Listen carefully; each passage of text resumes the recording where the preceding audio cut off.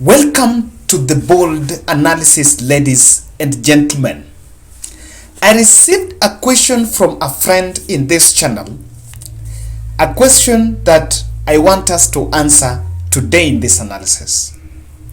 He asked me, Kevin, if you look at the kind of inroads that William Ruto has made in Raila Odinga's strongholds of Western, the coast, Nairobi, and northeastern and the eastern, lower eastern, and you compare that with the inroads that Raila Odinga made in central Kenya, do you think central Kenya can make Raila, do you think Raila Odinga will get a majority win in this election?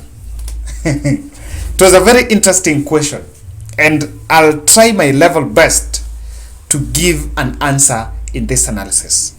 However, before we get to answer that question, I want to draw your attention to a latest political strategy that I have witnessed in what is seen as a scramble to get the Mount Kenya vote.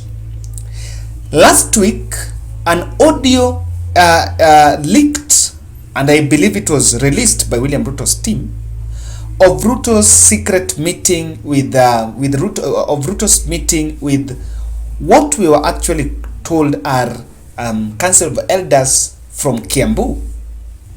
And that was to a strategy that means that William Ruto then was trying to reach out to the Udamakis. Now, today there are two videos that have emerged, because there is a group of elders that came out and issued a press briefing defending President Uhuru Kenyatta and endorsing Raila Odinga. I want you to look at that, a snippet of that video here. We cannot bring the past of election to this present election.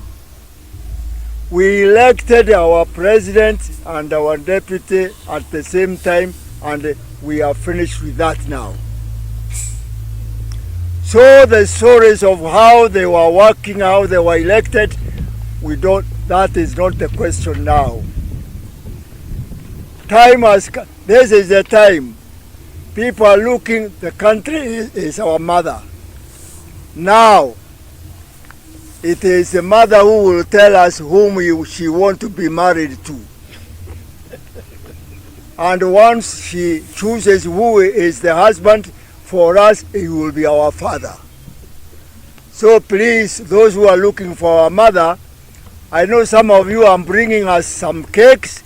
We have never eaten cakes before, so we are enjoying it. Some came with a motorcycle, or to ride a motorcycle is great. That but was now a press briefing, and I saw it was shared. Now, for the last 3 days, Raila Odinga has been pitching camp in Mount Kenya. So they held campaigns in Meru, in Kiambu, and today there was a rally in Wanguru Stadium in Kirinyaga. And you will see that a 94-year-old man, who was, according to me, maybe a group of Council of Elders, endorsed Raila Odinga and Martha Karua. And that was very significant, because Raila Odinga has been trying to court the Mount Kenya through the Council of Elders. Remember the two trips that there is a group that went and visited Raila Odinga at Topoda Farm in Bondo, and there was also another team that from Bondo that came and was also welcomed, I think it was in Murang'a, by the Council of Elders on Kikuyu side, from the other side of Murang'a. So Raila's approach to Mount Kenya, before now going to climb the mountain directly and pointing Martha Karua and all that, was to try to and Martha Karua. I want us to watch a snippet of the proceeding, a bit of proceeding of that event. Then we shall answer that question.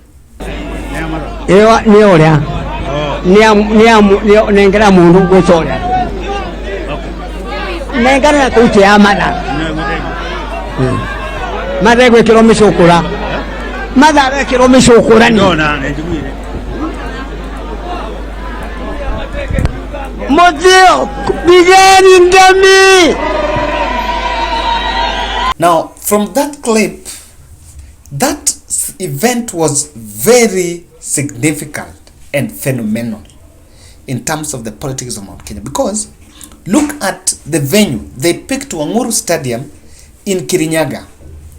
Indirectly, I think it was a campaign for Martha Karua as one of their daughters of the land. Martha Karua is the first woman candidate to receive that endorsement from the elders. The person that once received that was President Uhuru Kenyatta. I know Rigathi Gachagua had one element note. I think there was only the other person who had received that is Destin Muturi. But Martha Karua is the first daughter of Mount Kenya, first daughter of Mumbi to receive that kind of endorsement. So that is politically significant, because you can see an element of upping her stakes in that region, and that is why that was chosen to be in Wanguru Stadium in Kirinyaga. She's a woman from Kirinyaga. This is politically significant. Ladies and gentlemen, I want to humbly request you to subscribe to our channel, click the notification bell, and also like our video. I want to say thank you for people who support us here. Yeah, someone sent tea, someone sent airtime, because I know I talk a lot. I talk always on calls with many people, and I want to say asanteni sana for that support. I want us to delve deep into this analysis, because this is going to be deep. I need to prepare you for that. From that, you can see an elaborate strategy to elevate the stature of Martha Karua. You can see also a strategy that William Ruto team also is targeting the senior members of the society. And if you've been a subscriber in this channel, I am on record here saying that Rigathi Gachagua's attack on Raila Odinga based on his age is a shot on the foot of Deputy President, because he's simply telling the senior members of the society in Mount Kenya that they don't make any sense. He actually says that Raila should not be elected because Raila is old. What does the old feel when they hear that? Now I want you to hold that a bit. Guys, Central Kenya can make Raila Odinga be the 5th president and succeed President Uhuru Kenyatta. I want to explain this by first saying the numerical tally of 30% target in Mount Kenya is a big magic. And I want to give it a different angle. Many people have always just mentioned that Raila needs 30%, Raila needs 35%, and I think it has been treated more to a percentage.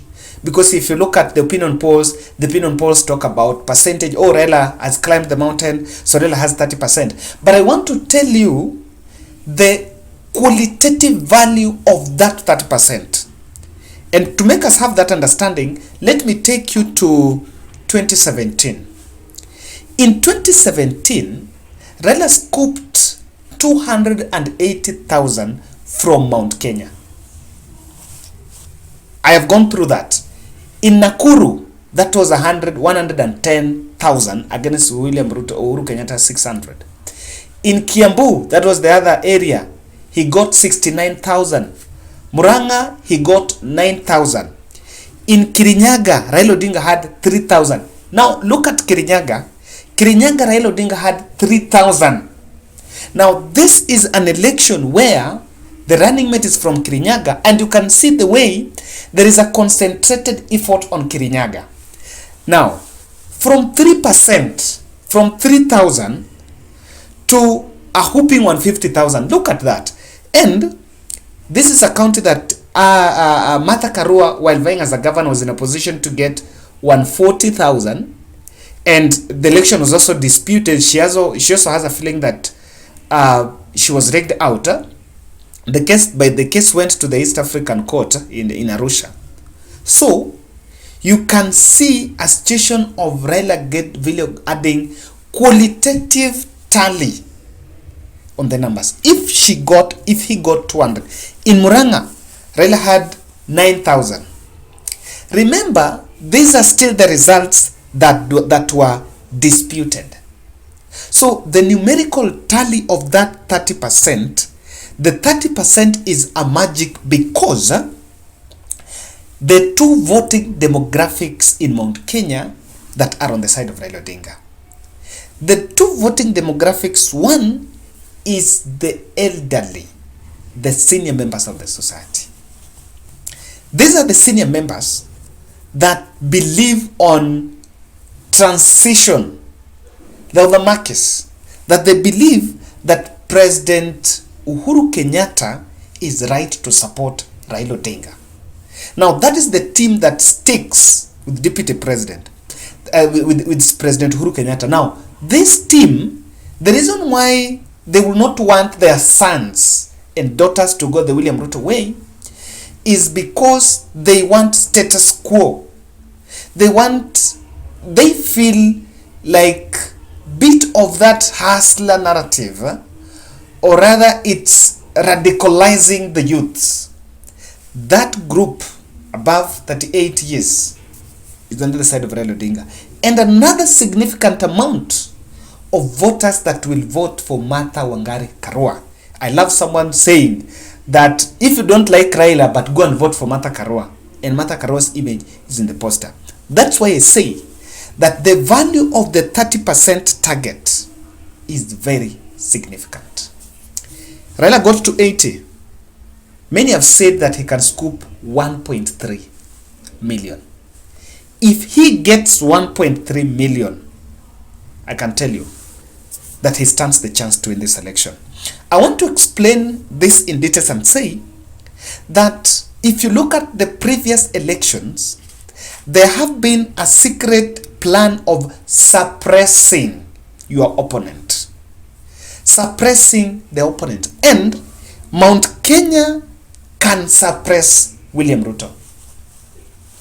Why? How? Let me explain.